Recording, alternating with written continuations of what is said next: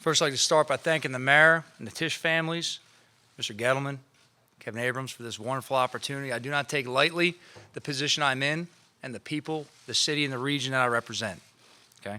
I'd like to thank my family, my wife, my mother, my children, all my close friends who have made each step of this process to enable me to be where I am today, which is just another step in the process of where we're trying to go.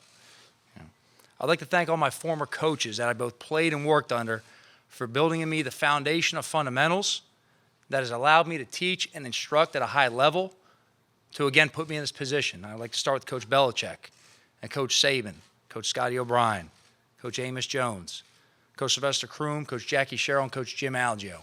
All right, I'd be remiss if I didn't thank my own father, who was my first coach and taught me the most important lesson is you hold those you expect the most from at the highest standard. All right.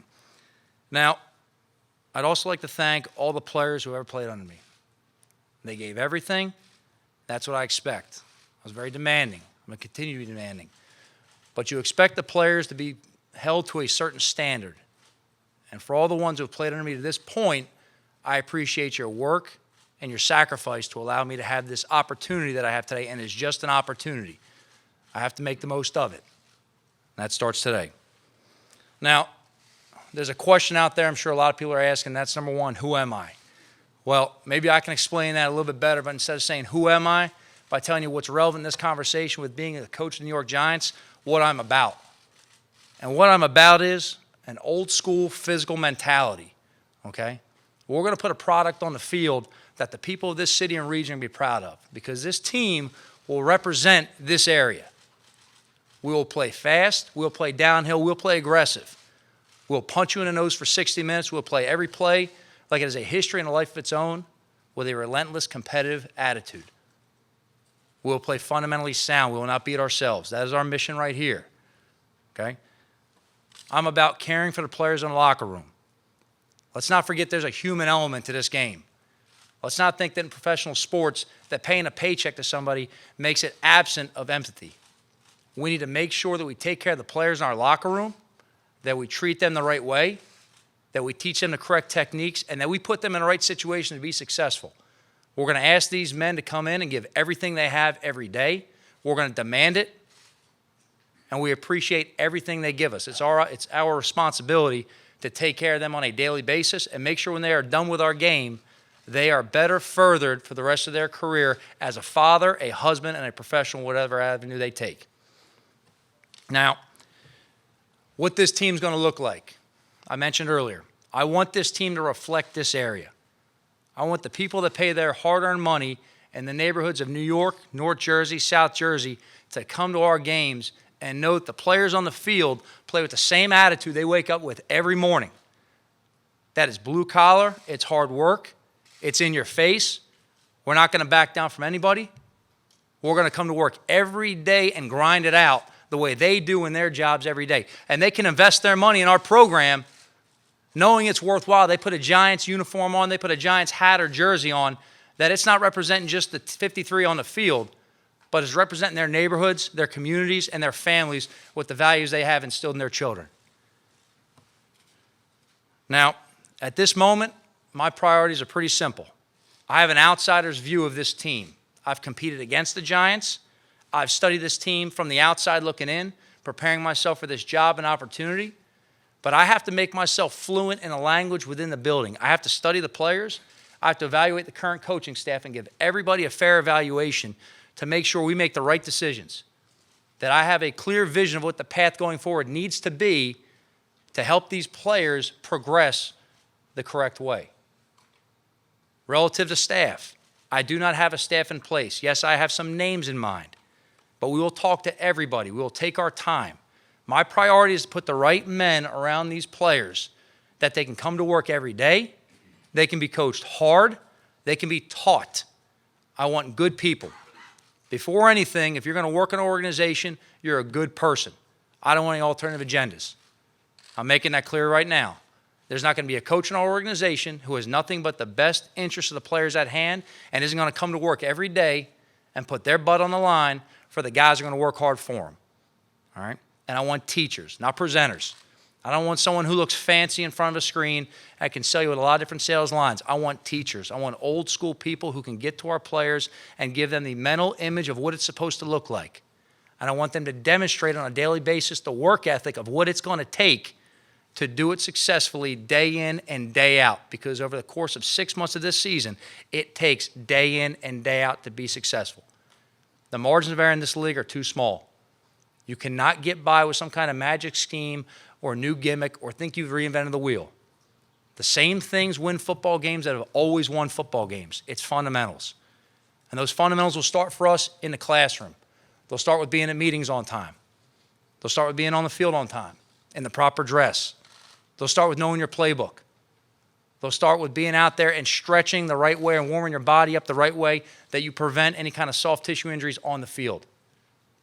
And then they'll carry over to the fundamentals on the field. It's running, it's tackling, it's ball security, okay? It's a contact sport. You can't get around that.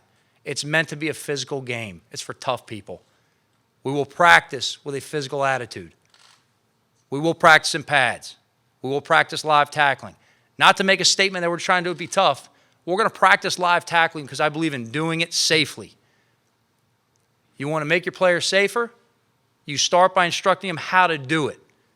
And we're going to work on everything we do. And everything we ask them to do at full speed on Sunday at a competitive level, we're going to make sure that we have practiced, corrected, and re-practiced before they have to do it at a live pace. Okay? There's not going to be shortcuts to what we have to do. It's a tough division. It's a tough division in cities full of tough people. And they expect to see a program. They expect to see a product that represents them. And I'm going to do everything in my power every day to make sure the people of this city and this area turn on the TV or sit in the stadium seats and are proud to say that we're their New York Giants. All right. Now, from this point forward, any questions you may have, I'll be happy to answer to the best of my ability. The former players are having flashbacks over here. Sure. Bruce Beck, WNBC TV. Welcome. Thank you. You said yesterday in a statement, we've had great conversations about where this team is and where it is headed and how we are going to get there. My question is, how are you going to get there? Well, exactly what I just said a second ago. We're going to start by showing up on time, by having a plan, for executing that plan. It's going to be fundamentals. I'll tell you this right now, and I'm sure this is going to come up somewhere along the line. I'm not going to be the offense coordinator, the defense coordinator, or the special teams coordinator. I'll work with all three sides of the ball. But the primary focus I'm going to have as a head coach is I'm going to make sure we are fundamentally sound, we're situationally aware, and that we play with relentless effort. Joe, Matt Lombardo from NJ.com. I'm curious in your conversations with Dave Gettleman, the conversation about personnel, your input, his input, and how that relationship is going to work as you build this team. I couldn't be more excited walking on an interview than sitting down with Mr. Gettleman. It's been tremendous. You know, listen, from a scout's view, from a coach's view, and one thing I've been privileged to do is my role in New England when I first went there was heavy on personnel. Being a special teams coach, you have to know every player on your team inside and out because you have to know who you can use with a limited menu. It's kind of like when you're hungry, you go to the fridge and your dad says, figure out a way to make a sandwich. You know what's in there, but you got to find a way because you got to eat, right? So I got to know what everybody does so I can put those ingredients together and get the most out of it.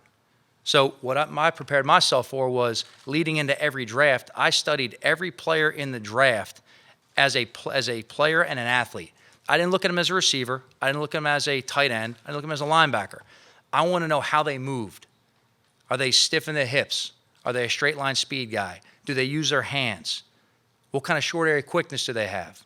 What kind of top end speed do they have? Do they turn down contact? So I'm used to looking at things from a big picture perspective on players in terms of what they bring to the team as a whole. You can turn around and say, how good is this guy as a running back? Well, there's different kinds of running backs. I want to know what kind of athlete this man is and how we can use his tool set to our advantage. Joe, Ryan Dunleavy from the New York Post. You're out from obviously an outside perspective, your first impression of Daniel Jones from his rookie season, and then for his offensive coordinator, quarterbacks coach, what are you looking for from a coaching perspective? So I'm going to answer both those questions, and I don't want to be confused with this. I want to make sure I make this clear. Again, I have an outsider's perspective. We have a lot of talent on this roster. It's been assembled that way for a reason. I don't want to sit here and try to give you expert analysis without having done my due diligence and homework to sit down and thoroughly investigate each one of these players. They all have ability. I'm excited to work with every player on our roster. Every player on our roster has talent, and every player on our roster will compete for whatever they get. Nothing will be handed out. In terms of the coaches, again, I want to reference back to I'm looking for teachers, okay?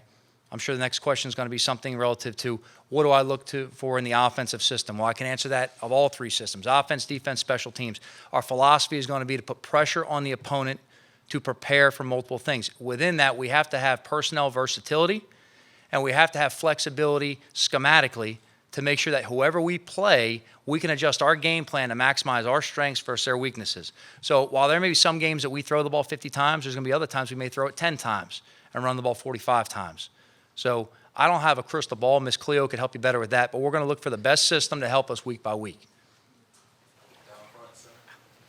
Hey, Joe. Paul Schwartz with the New York Post. Hey, Paul. Clearly, the Giants were very impressed with your work with two great coaches, Saban and Belichick, and that's a great thing on a resume. How are you different from them? The big thing everyone wants to know is, you're not those guys. How are you your own man? Well, I think when you work with anybody, you try to absorb as much as you can from them. And you're going to always have the opportunity to learn lessons if you pay attention and are willing to learn something new. I work for two great coaches, Coach Belichick and Coach Saban. There wasn't a day I went to work that I didn't come home with a full new education. And I knew fully every day that there were coaches out there that would pay thousands of dollars to sit in a staff meeting and just hear the wisdom they were saying on a daily basis. I'd like to think I wasn't foolish enough to squander that. Both have a very unique style about them. Both have a world of knowledge, okay? Both have a lot of the same philosophical views and a lot of the same values. What I learned from Coach Saban was not an individual lesson. What I learned from Coach Saban was it's important to address everybody, not only on the what they have to do, but how it should look, what we're going to do to get there, and why it's important. And what you find out when you're coaching players, they're not robots.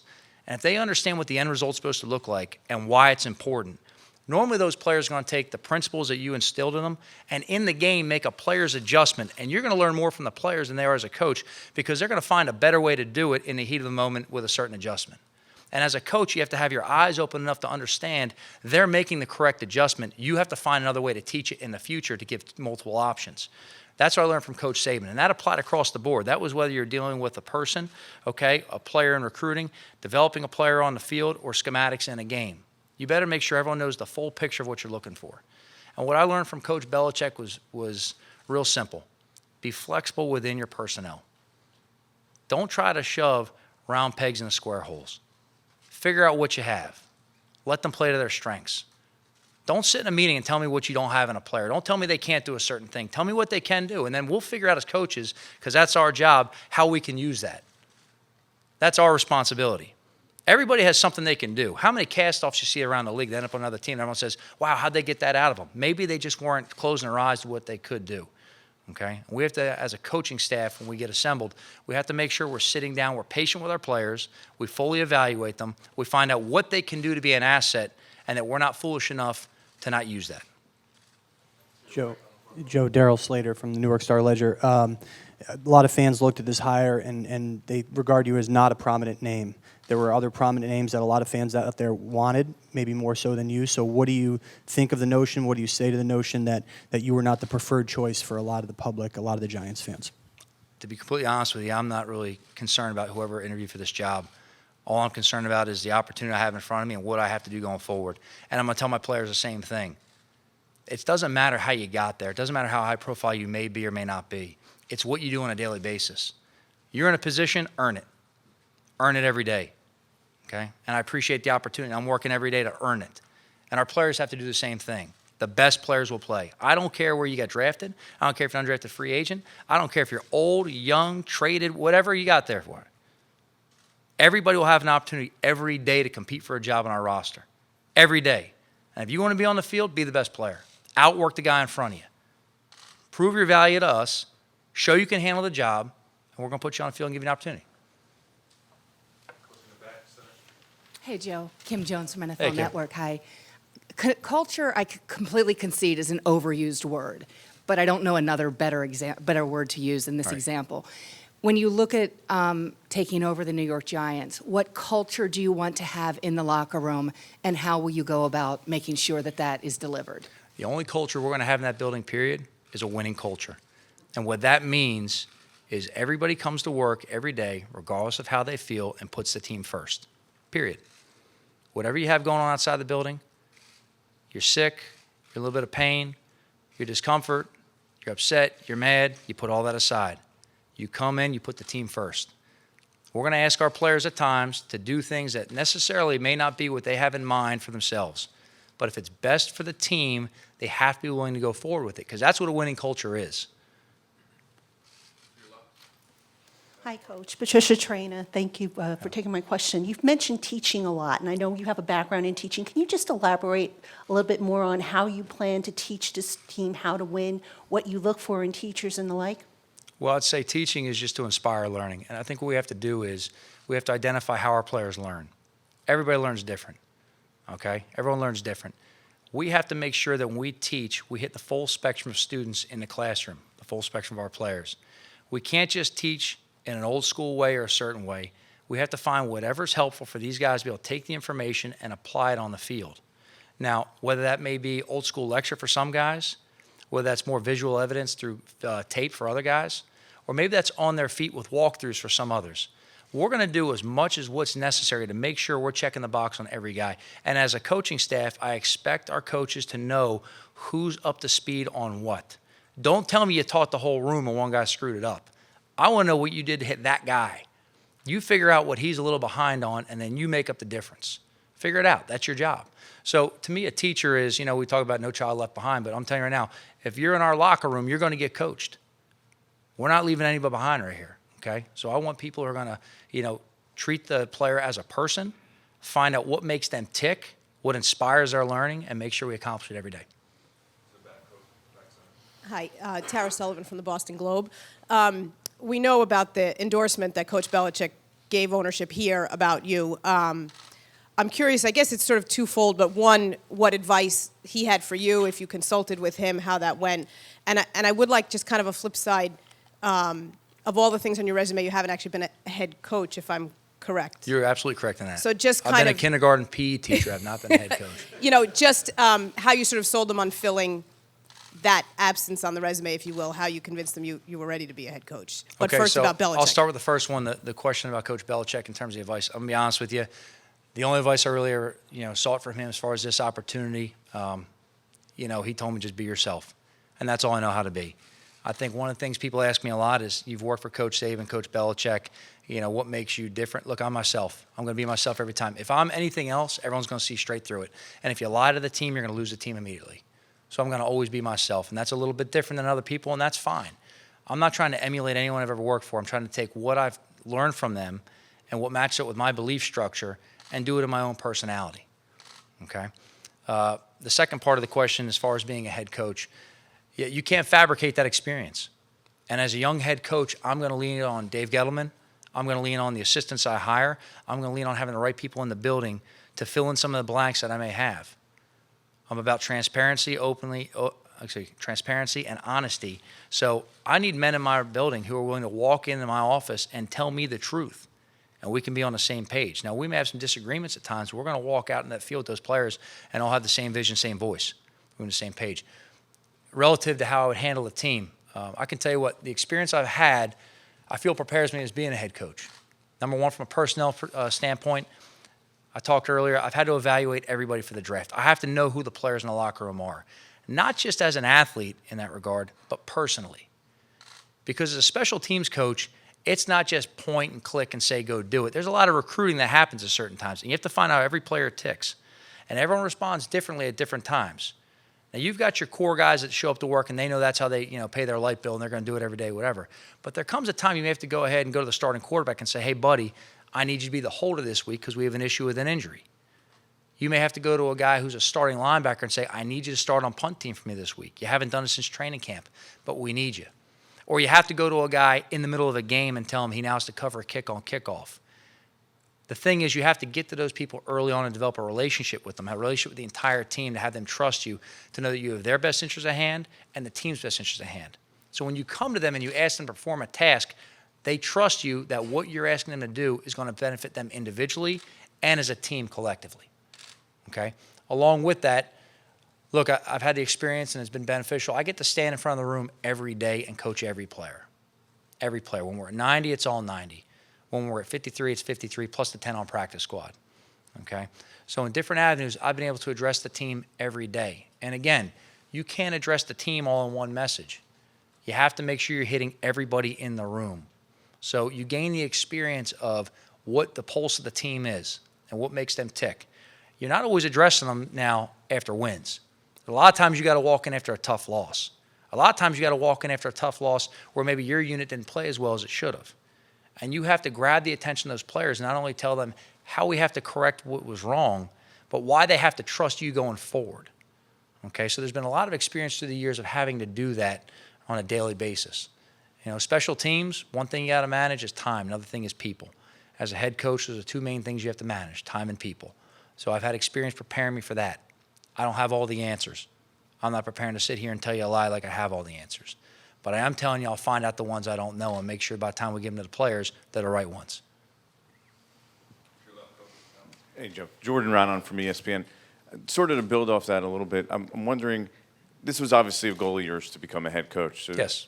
Was there anything specific you did to prepare for this? And how much did you maybe talk about being a head coach with Bill to sort of learn how to become a head coach in the process? I think Bill understood that I had a desire to be a head coach because of my involvement overall in a complete team. I never talked about being a head coach or walked around and advertised that as a specific goal. To be completely honest with you, I didn't have a goal this year specifically right now of having to be a head coach right now. This opportunity was very unique. When I received the call from the Giants that they would like to interview me, that was very exciting. There's 32 teams in this league. That's not a lot. The reality is there's very few others who have a chance of winning. The reality of that is there's very few of those that have a chance of winning that have tradition and history behind them. I don't take this lightly. There's not 32 great programs in this league. The truth is the Giants are one of the top, okay? And that's what makes this job intriguing. Hi, Joe. Joe, Pat Leonard from the New York Daily News. Hey, Pat. Along those lines, in this interview, was there a moment for you where it clicked that your vision and the Giants' ownership's and front office's vision aligned? And then I want to know, what was it like for you in the morning when you find out you're getting the job? Where were you? You know, how did you feel at that moment? Who were you with, et cetera? I'll go backwards on that. So when I received the phone call and Mr. Mayer offered me the job, it was very exciting. It was very humbling. I was actually sitting in my office in Gillette Stadium at the time. I had returned the night before from the interview, and I basically went the next day to just resume work like I would normally do and make sure I was getting prepared for what was coming up next. It was very humbling. It was very humbling. I think you get past the initial wave of excitement, and then you realize the task at hand you have. And you realize that it's time to go to work, okay? And there's people depending on you. And that's a humbling feeling, that you have to show up every day and do your absolute best because everyone's depending on you to do your absolute best. Anything less won't be acceptable. Could you repeat the first part of the question again? First part was there a moment in the interview where Yeah. the visions aligned? That Without going into too many details about the specific interview, I would say when we spoke about discipline on the team, and that's something very important to me. You know, I think you need to have the fundamental foundation of discipline on your team that you hold players accountable. And it's important to have good people in your locker room. It's a family business for our ownership, and it's a family business for myself. You know, my children have all been born, I've been in this business. Knowing that your passion is football, that your desire to win is what you truly love, and that benefits your family, and you're representing something bigger than yourself, that moment right there was when it really clicked that this is where I belong or where I want to be. Joe Missieri, Pix 11 News. I'm curious, you just mentioned your family there. What was their reaction, specifically your wife and kids, when you got the job and coming to New York? Very exciting. They were very excited. I've got a 14-year-old who stays as current as he can on everything. You know, so he's already looking to make GM moves and stuff. Sorry, Mr. Gettleman. he's telling me about the roster when I come home and things we could do and stuff. And I've got an 11-year-old who, was kind of speechless when we told him at school. We pulled him out of class and let him know. He couldn't have been more excited. I got a 9-year-old back there, Emma Riley, and she's got a gymnastics meet in Manhattan in a few weeks, right, Emma? Yeah, a few weeks. And so she's been talking about that all fall. So now that she gets to have her meet, but it's also her new home, that's a little bit extra special for her. And we haven't really broke the news yet to Ella that this means she has to move, but she's very excited to be part of the Giants. Joe, Tom Canavan with the AP. When you talked about taking the job, you said you want to be old school. Was that the way you were brought up? Or was that something that, you learned from Belichick and Saban? Because it sounds very much like it's Parcells and Coughlin. You ever see that poster that says everything I need to learn, I learned in kindergarten? It's talking about like sharing and telling the truth and being polite and all that stuff. The thing I really learned from the great coaches I worked for later in my career was really that they reinforced everything I learned early in my career. That it's really the basics that carry over. There's some minutia that gets caught up when you get kind of going through the flow of things. That everyone thinks there's some guru out there with a magical scheme. Everyone thinks there's some shortcut to being good. But everything I learned from Coach Belichick and Coach Saban reinforced on a daily basis that it's the fundamentals.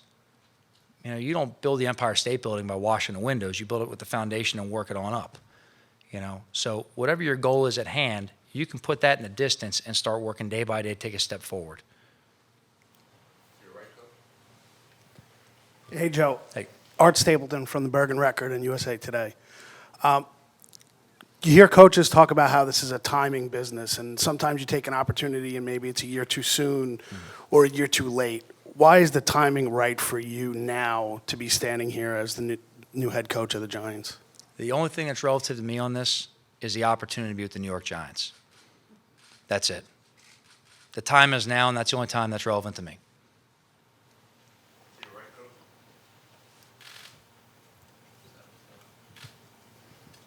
Coach, it's Ralph Acciano from SNY.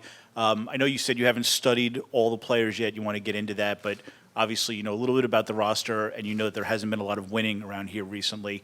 How quickly do you think you can turn this around? How big a job is it to get this franchise back on a winning track? Well, look, to try to get any team in this league to win is a tough job.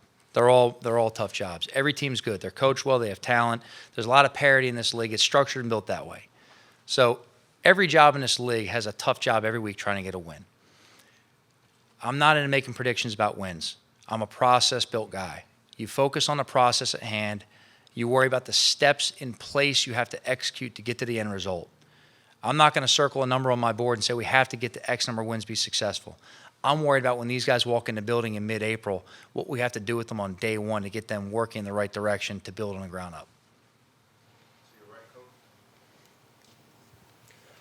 Hey, Joe. Dave Waldstein, New York Times.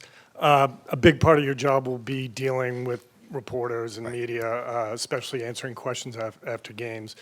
And just to kind of kickstart that process, I'm just curious, in the last game, what went into the decision not to have someone returning that last punt? I'm not going to get into any specific decisions on schematics. I can assure you this was discussions we had before the game, and we called it according to what we thought gave our team the best opportunity to win. I appreciate the question. At this point, I'm really looking forward to everything we're doing here with the New York Giants. That's a question that's probably better fit for Foxborough.